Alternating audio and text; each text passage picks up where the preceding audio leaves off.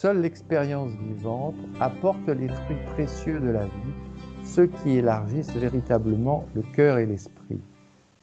Tout ce qui est écrit et affirmé dans ce livre est de l'information tant que cela n'est pas vérifié par soi-même.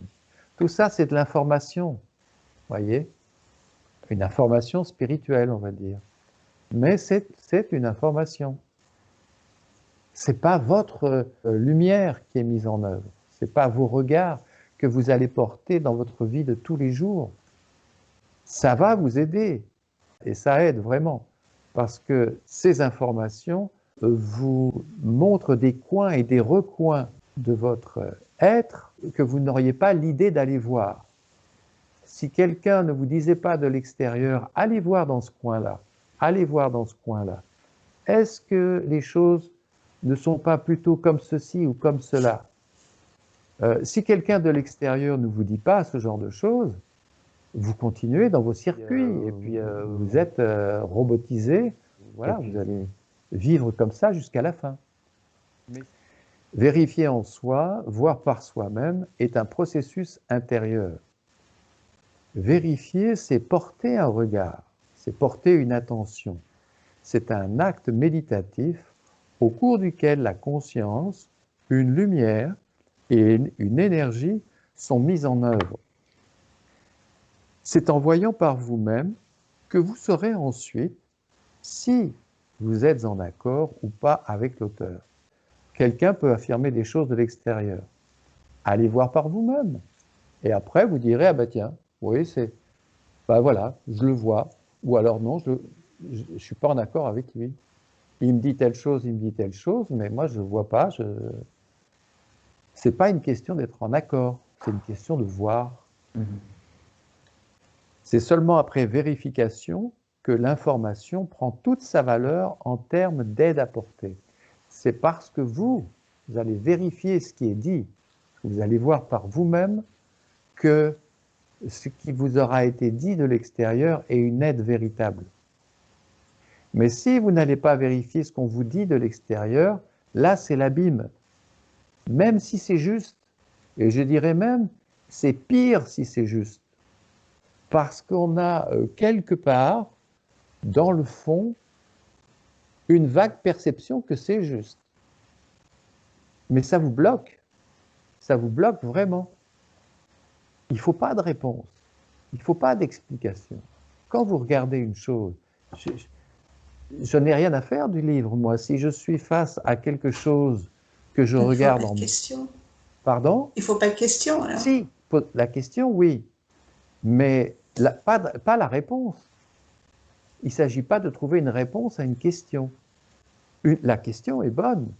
La question révèle une inconscience sur quelque chose. Si vous vous posez une question, vous vous dites, hein, mais qu'est-ce que c'est un sentiment? Qu'est-ce que c'est que penser? C'est une bonne question, c'est une question qui se tourne vers la vie en vous. Si maintenant vous venez avec une réponse, vous avez la réponse dans le livre, qu'est-ce que vous faites? Vous répétez quelque chose que vous avez appris dans votre mémoire. Et c'est grave, parce que vous coupez, vous mettez une barrière à cette lumière que nous appelons la conscience et qui, elle, va dévoiler la nature de votre problème. Ne répondez pas à la question. Soyez face au phénomène en vous. Soyez libre, soyez ouvert, soyez conscient.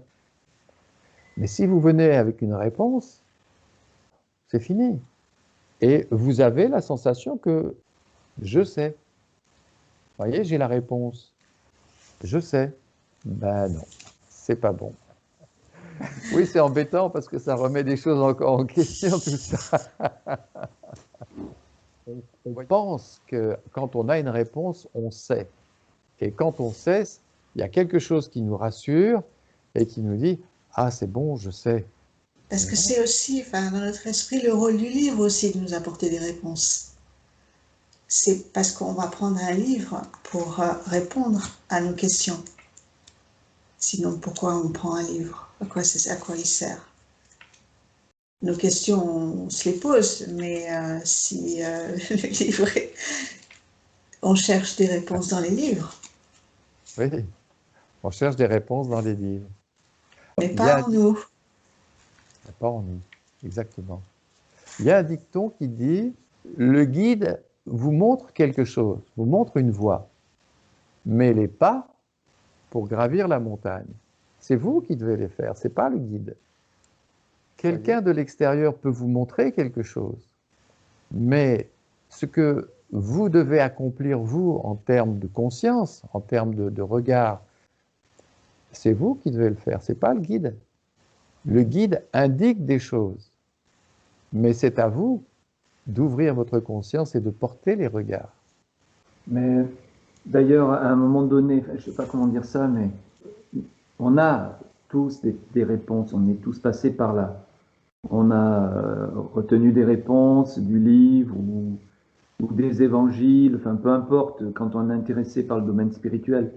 Mais à un moment donné, donc, il y a un certain plaisir, même une certaine sécurité, on va dire intellectuelle, à avoir des réponses, voilà, prises dans un bouquin, prises dans un livre, quel qu'il soit en fait. Mais à un moment donné, quand même, notre sensibilité nous montre très clairement que c'est pas bon, c'est pas ça, quoi. Pourquoi? Parce qu'elle nous montre qu'on n'a pas changé d'un iota, quoi. Parce que toutes ces réponses, là, elles peuvent être très belles, on peut même, notre intellect peut y adhérer totalement. Il y a, comme tu le disais tout à l'heure, on a une impression que c'est juste, l'intelligence même montre que c'est cohérent, ça tient debout. Tu vois? On voit bien qu'il y a des choses des discours qui ne tiennent pas debout, puis d'autres qui sont structurés, cohérents, qui tiennent debout. On a l'impression que c'est juste, quoi. Mais n'empêche que si on écoute vraiment, on regarde à l'intérieur ce qui se passe et qu'on écoute vraiment notre sensibilité, on se rend compte que c'est pas, ça va pas, quoi. C'est pas suffisant, ça ne nous a pas changé. Tu vois, pas du tout même. On voit bien qu'on a les mêmes réactions, qu'on a les mêmes phénomènes en nous qui se répètent, tu vois, et puis cette même obscurité finalement sur cette même ignorance, on va dire, sur ce qui se passe vraiment. Donc il y a une sorte d'euphorie au début. Et moi, je me rappelle de ça au début où j'allais voir Albert. Puis je lisais beaucoup parce qu'il m'avait donné beaucoup de livres, vraiment beaucoup de livres. Et je trouvais que c'était de Krishnamurti surtout. Et je trouvais que ce que disait Krishnamurti, c'était super, quoi. Et souvent, quand j'écrivais, que j'envoyais ce que j'écrivais à Albert, la moitié, c'était de ce qui était écrit. Tu recopiais? Non, je ne recopiais pas, Oh. mais c'était, comment dire, ma propre interprétation de ce que j'avais lu dans Krishnamurti, mais c'était même pas volontaire. J'avais l'impression que j'avais compris que intellectuellement. Tu vois, j'avais cette impression que c'était intégré, que j'avais compris de façon vivante. Je ne voyais pas au début que c'était que intellectuel. Tu vois. Et puis à un moment donné, assez vite, je me suis rendu compte que ça allait pas, quoi. Que ça allait pas parce que ça ne me changeait pas. Ça ne me changeait pas de connaître par cœur ou pas par cœur, parce que je ne les connaissais pas vraiment par cœur, mais d'avoir un certain savoir intellectuel sur la spiritualité. Donc, je continue à lire quand même Krishnamurti parce que je me rendais compte que comment dire, ça correspondait à ce que mon âme attendait, quoi. Voilà. Ça oui, ça c'était positif. Mais c'était plus du tout le côté je répète ce qu'il a dit, pas du tout. Je me rendais compte, c'est en regardant que petit à petit, il y avait des perceptions nouvelles, des compréhensions nouvelles, et que petit à petit, surtout moi, ce qui se passait, à un moment donné, c'était comme s'il y avait un étau là, dans le plexus solaire qui se desserrait. Tu vois? Et cet étau, c'est comme s'il y avait une main qui m'écrasait le plexus solaire et que cet étau, ce blocage du plexus, petit à petit il se débloquait. Mais il ne se débloquait pas parce que je lisais des bouquins, il se débloquait parce qu'il y avait des perceptions. Et je me rendais compte qu'il y avait un effet de ces perceptions, de ces petites compréhensions, un effet vivant, c'est-à-dire que cet étau, ce blocage du plexus, eh bien, se débloquait petit à petit, petit à petit, petit à petit. Et la relation s'est faite, c'était pas les livres, c'était les perceptions intérieures qui faisaient que petit à petit, il y avait ce déblocage, on va dire, du plexus. Mais c'est une phase, quoi. Je parle de ça pourquoi? Parce que c'est une phase par laquelle je suis passé, ça. Tu vois? Et je crois que tout le monde passe Tout le monde. par là, quoi, à un moment donné, au début, disons. On est obligé de passer par là. Parce que nous sommes très intellectualisés en Occident. Les mots, l'intellect, les idées, tout ça, c'est très puissant. Vous voyez, on fait blabla, blabla, ça parle, tout le monde vient avec ses idées, et on y croit. On pense que c'est juste, on pense que c'est la vie, on pense que... Ça crée un espèce de champ mental, l'intellect, qu'on va appeler l'intellect, et on vit à travers ça, on vit à travers ces idées, on vit à travers ces concepts. Voilà, et on croit qu'on connaît la vie, on croit qu'on sait qui on est, on sait comment la vie marche, vous voyez. Mais quand on regarde la nature de la vie en nous, on découvre que cette structure, cette espèce de rideau, d'écran, on va dire, n'a rien à voir avec la vie du tout. Et d'ailleurs, cet écran rend les êtres humains inhumains. Eux se réfèrent à cet écran, eux se réfèrent à leur mémoire, à leur conditionnement. Et ils sont... Donc, vous voyez, ce dont on parle là maintenant, c'est... tu as raison, Jean-Marc, de dire tout le monde est passé par là. Lorsque on a été voir Albert, on s'est enflammé. On a perçu que ce qu'il disait était juste. Et on a commencé à avoir des informations. Il a commencé à nous parler. Et on a commencé à enregistrer. C'est quelque chose qu'on fait naturellement, on enregistre. Et on avait des réponses. On commençait à lire des livres, on commençait à... Mais on se disait, il y a quelque chose qui ne va pas là-dedans. Alors, on aimait parler du domaine spirituel, on aimait parler de ça parce qu'on avait ces réponses. Et il y a l'ego qui vient là au milieu, qui s'empare de ces réponses. Moi, je sais, moi, je sais. Mais on se disait, il y a quelque chose qui ne va pas. Il y a toujours le moi, il y a toujours les instincts, il y a toujours l'ego. C'est cette perception intérieure qu'on n'est pas encore dans la dynamique spirituelle, dans l'énergie spirituelle, dans la conscience spirituelle. C'est ce que je disais tout à l'heure, il y a quelque chose qui nous pousse à aller vers la lumière. Ça, c'est l'être qui est derrière et qui nous pousse. On comprend à un moment donné que c'est mécanique. Vous voyez, on pose une question, même s'il y a une question spirituelle et qu'on a une réponse, on se dit, mais c'est une réponse qui vient de quoi? Qui vient de ma mémoire. Mais il ne s'est rien passé. J'ai donné une réponse et puis c'est tout. Vous voyez? C'est pour ça que je dis l'information est une aide ou un abîme. Quelqu'un peut penser qu'il doit assimiler, accumuler des connaissances et des livres et des livres et des livres. Mais non, c'est pas ça du tout. C'est tout le contraire même, je dirais. Si vous n'avez rien du tout, vous pouvez, évidemment, il y a une réponse qui peut vous aider. Je ne suis pas contre les réponses, hein. Il y a des réponses qui vous aident. Vous voyez, on a beaucoup parlé du témoin, ce fait d'être silencieux en observation face au phénomène. Ça, c'est une véritable lumière qui regarde quand vous êtes témoin. Mais si une réponse vient, c'est fini. Vous êtes dans une mémoire et vous êtes dans l'obscurité, vous êtes dans les ténèbres, vraiment. Alors que vous pensez connaître la chose. Vous savez, c'est quelque chose qui est très embêtant, cette histoire-là, pour nous, intellectuels.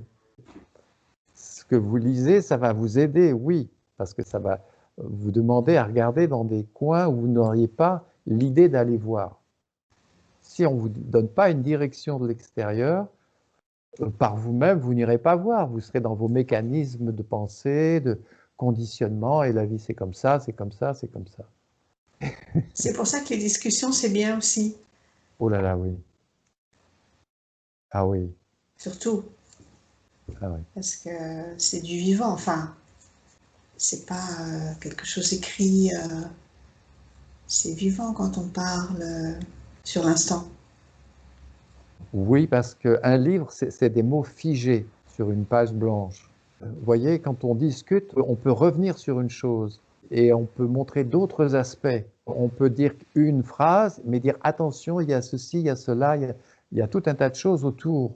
Dans un livre, c'est difficile. C'est pas une discussion. Vous voyez, l'information, d'un côté, c'est une aide. Si on n'a pas d'information à l'extérieur, si Albert nous avait rien dit, on serait resté comme ça. Mais ça peut être aussi un abîme. Et lui-même, d'ailleurs, nous en parlait assez souvent. Hein. Attention, ne vous contentez pas des mots que vous entendez. Regardez par vous-même.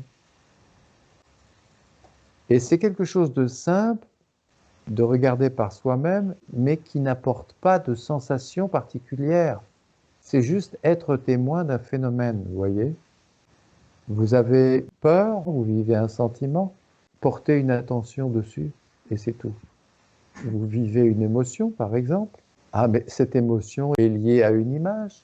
C'est une peur, c'est une joie, c'est une avidité, vous voyez, ça peut être plein de choses. Un orgueil, une vanité. Eh ben, il faut être face à ça. Et c'est juste une attention portée, un regard porté. Et la véritable méditation, pour moi, elle est là. Hein. On perçoit en nous qu'il y a une lumière, qu'elle est là et qu'elle éclaire. On va se servir de cette lumière. C'est la symbolique des rois mages.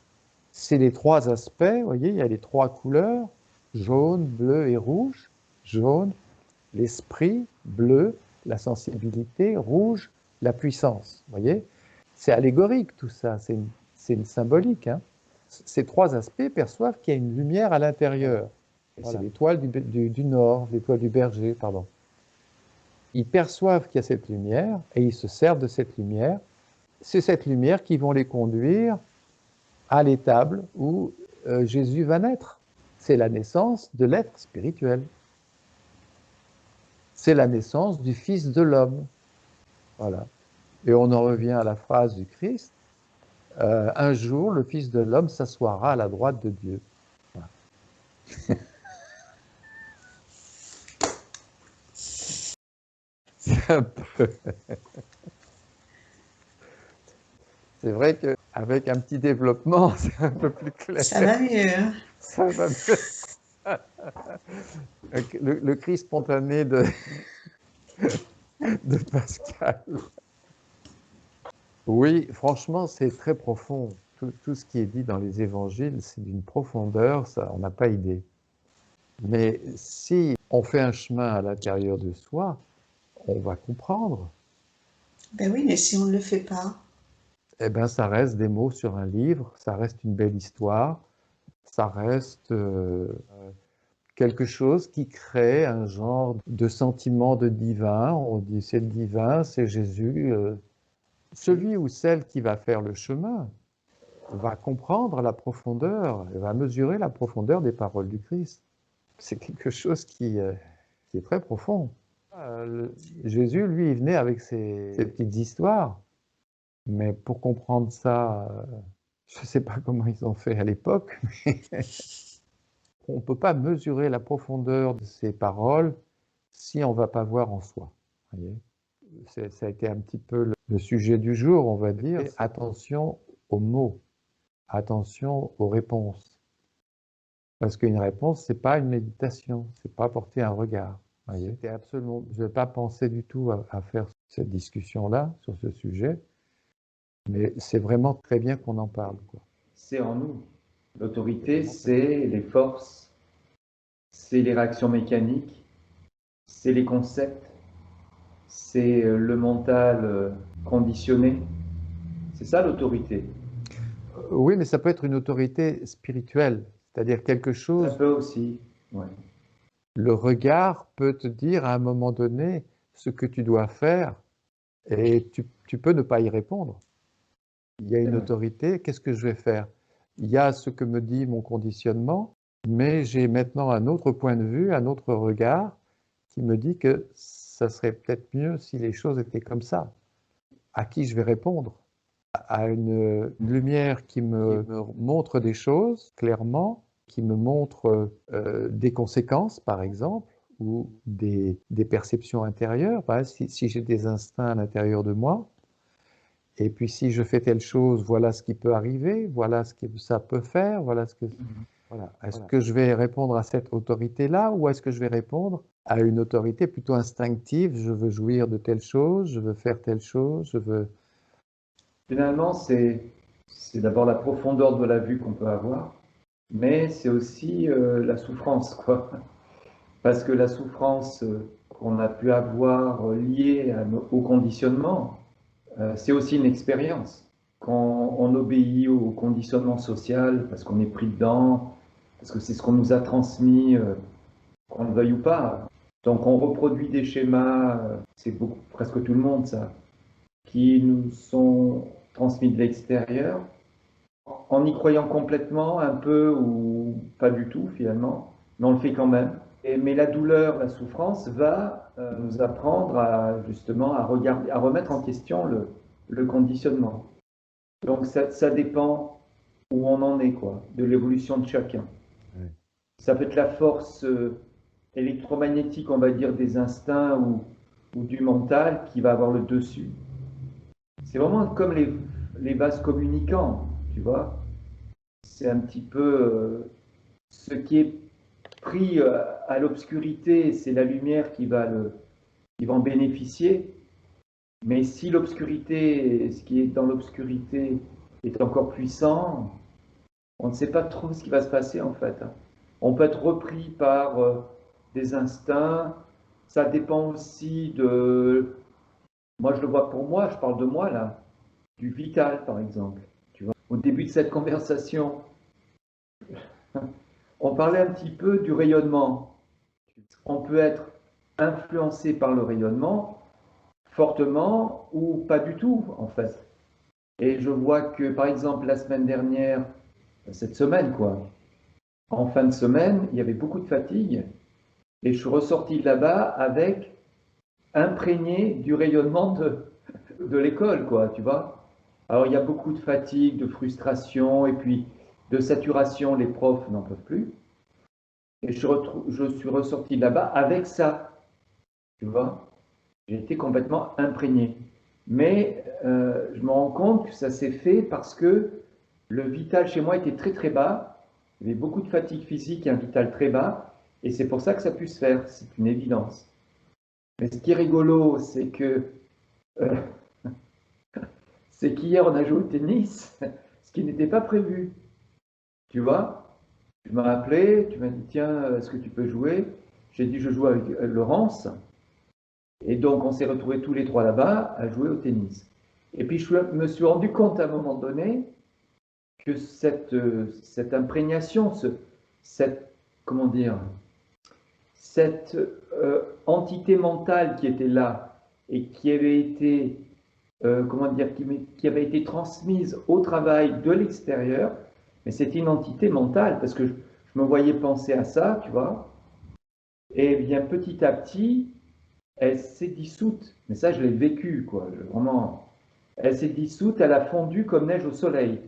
Et puis de nouveau, je me suis retrouvé dans l'être, ayant plutôt, pour dire la vérité, telle que ça a été perçu, vécu et perçu par le témoin, c'est que petit à petit, donc on joue au tennis, hein, tout en jouant au tennis, j'ai senti que cette entité mentale, qui était assez forte, eh bien, petit à petit, elle a fondu, et elle a laissé la place, en disparaissant, à l'être, totalement. Il ne restait rien, absolument rien, de cette entité mentale, quoi, tu vois. Donc, finalement, ce que tu as dit au début et ce qu'on est en train de dire à la fin, ça boucle la boucle d'une certaine manière, quoi, tu vois. Et c'était spectaculaire. C'était vrai. On parlait de rayonnement. Ben là, c'est le rayonnement, on va dire, spirituel. C'est une évidence absolue pour moi. Vraiment, je l'ai vécu, qui a fait fondre cette entité mentale petit à petit. Mais ce qui était très intéressant en dehors de ça, qui était extraordinaire, mais on voit bien que les rayonnements nous influencent d'une manière ou d'une autre. Au travail, j'ai été, comment dire, ça a éveillé en moi cette même entité qui est dans l'atmosphère là-bas. Je suis reparti avec ça, ce qui m'était pas arrivé depuis des mois. Depuis des mois. Donc c'est un rayonnement qui a éveillé en moi la même structure mentale, mais le rayonnement spirituel, 2 jours après, a dissous cette entité mentale. Et je l'ai vécu en direct, en moi. Parce que tout en jouant, il y avait une grande attention sur ce qui se passait à l'intérieur, et petit à petit, elle a disparu. Mais ce qui était aussi très intéressant, qui avait déjà été perçu, mais là, ça a été une confirmation, parce qu'il faut des confirmations. On se rend compte qu'il faut des confirmations. C'est que ce qui est resté, c'est l'être. L'être, lui, il est immuable. Il est tout le temps là, et parfois, il est caché. Il est caché, mais il est là quand même. Comme le soleil, quand il y a des nuages, il est là. On ne le voit plus, mais il est là. Eh bien là, cette entité mentale avait caché le soleil, on va dire, par sa puissance quand même, par sa puissance. Mais le rayonnement spirituel extérieur, on va dire, extérieur, a dissous cette entité. Et il ne restait plus que l'être. Et l'être a de nouveau été vécu totalement, dans son rayonnement splendide, quoi. Enfin, je ne peux pas comment dire ça. Donc voilà, on parlait de rayonnement, on parlait d'autorité, on parlait de mental, de conditionnement. Finalement, ce qu'on est en train de dire maintenant, ça rejoint ce qui a été dit au début, bien qu'on s'y soit pas arrêté, quoi, tu vois. Voilà, donc l'autorité, c'est ce qui se passe en nous. C'est le mental, les instincts. Et voilà, donc c'est des vases communicants, ça dépend dans quel état on est. Si on a beaucoup de vital, c'est l'être qui va prédominer. Et si on n'a pas beaucoup de vital, ça peut être, pas nécessairement, mais en fonction du milieu où on est, en fonction du milieu et des êtres humains avec lesquels on est, des êtres humains que l'on fréquente, on peut être contaminé, c'est ce que tu disais au début, mais il y a quand même, je me rends compte, en tout cas chez moi, c'est que c'est l'état du corps physique, mais du vital aussi. On a beaucoup d'énergie ou pas. Et là, on peut être pris par l'atmosphère ambiante. Donc il y a des endroits qu'il faut éviter, quoi. Tu en parles bien dans la dernière vidéo, d'ailleurs. Ça donne pas envie d'y aller, hein, en tout cas.